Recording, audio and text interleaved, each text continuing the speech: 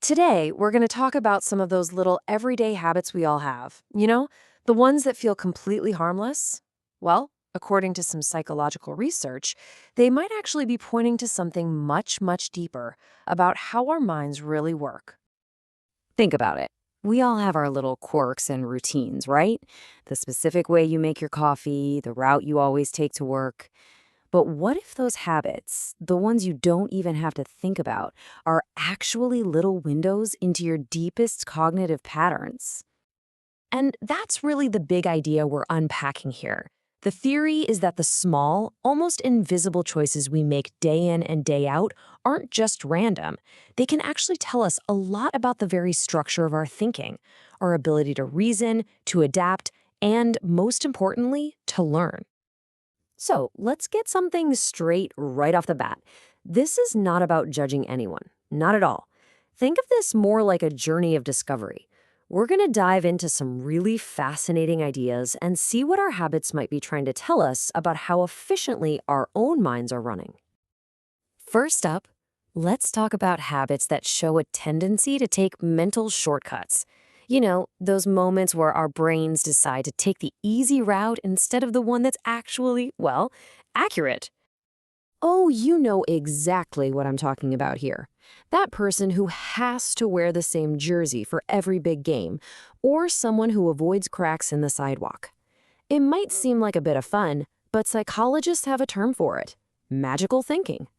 It's when our brain gets confused and connects two things that have absolutely nothing to do with each other, completely skipping the logical step of looking for actual proof. So, why do we do this? Well, our brains are kind of built to be a little lazy. They're wired to save energy whenever they can, and a simple, clean story like, "These socks make my team win," is just way more appealing than the complicated, messy truth of reality. A smarter mind pauses and asks, "Okay, but where's the real evidence?" This shortcut just accepts the story, no questions asked.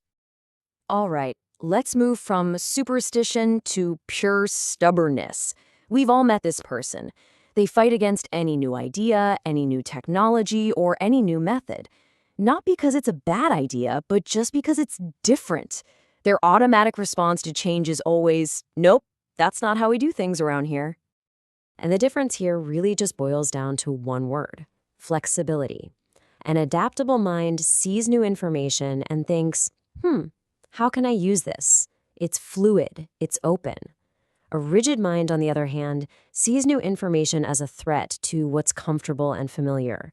It's not about being wise, it's just about being stuck. Okay, let's shift gears a bit. Our next section looks at behaviors that are basically a form of self-sabotage.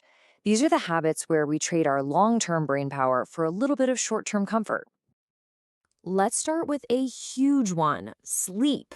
Bragging about only getting 4 hours a night doesn't make you tough. It's a sign that you're kneecapping your own potential. I mean, your brain needs sleep. That's when it cleans out toxins, organizes memories, and recharges for the next day. When you constantly skip it, you're directly damaging your ability to focus, to remember things, and to make good decisions. You are literally trying to run a marathon on an empty tank. This is all about that itch for the quick fix, that inability to wait for a better reward down the line. Remember the famous marshmallow test? The kids who could wait for a second marshmallow generally had better outcomes later in life. And this habit pops up everywhere: grabbing fast food instead of cooking a healthy meal, rocking up credit card debt instead of saving. It's all about choosing the easy win now, even if it costs you a much bigger victory later. And this brings us right into our modern lives, doesn't it? Spending hours just passively consuming stuff, whether you're doom scrolling on your phone or binge watching a whole series. It feels like you're relaxing, but what you're actually doing is training your brain to crave constant, tiny hits of dopamine. And that makes the hard work, the deep focus you need to learn something new or create something cool, feel almost impossible. You're basically swapping real growth for just zoning out. So, we've seen how these patterns can affect our own thinking and how we take care of ourselves. But how do they show up when we're actually interacting with other people? Well, that's what this next section is all about. Just picture this person for a second. They dominate every single conversation. They speak with this absolute, unwavering certainty, and they're always interrupting people to explain things they don't really understand. Their volume is turned up to 11, but the actual substance, it's close to 0.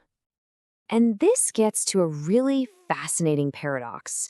See, genuine intelligence is often marked by curiosity. It's having the humility to admit what you don't know. It's all about asking questions so you can learn more. The opposite of that, using a loud, confident voice as a replacement for actual knowledge, is often just a defense mechanism to hide the fact that you're in over your head. Believe it or not, this whole phenomenon actually has a name. It's called the Dunning-Kruger effect.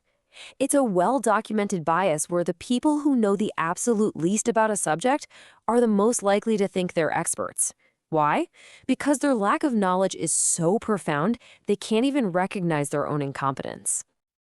Okay, here's another social signal, and it's a big one. It's all about listening. You're in a conversation with someone, and you can just see it in their eyes. They're not actually absorbing anything you're saying. They're just waiting for you to take a breath so they can jump in. It's not just rude. It can signal a real struggle to comprehend and process new information. I mean, it all boils down to a simple question. What's the point of the conversation? For a curious mind, the goal of listening is to learn something, to absorb a new point of view. But for a less engaged mind, a conversation is just a series of monologues. They're not listening to understand, they're just reloading for their next turn to talk. All right, let's bring this all home. After looking at all of these habits, it might be tempting to start judging. Maybe others, maybe even ourselves. But that's missing the point entirely. The real value here is reframing all this as a chance to grow. You know, the most important thing to remember is that intelligence isn't some fixed score you're born with. It's not a thing you have, it's a thing you do. It's the practice of being curious, of challenging your own beliefs, of choosing the harder, more thoughtful path over the easy shortcut. These habits aren't life sentences, they're just signposts pointing to areas where we can choose to get better. And that's really the question I want to leave you with. As you go about your day today, just take a second to look at your own routines. Which of them are pushing you to think critically, to learn, and to adapt? And which ones are maybe just comfortable shortcuts that might be holding you back? The real power, as always, lies in that awareness.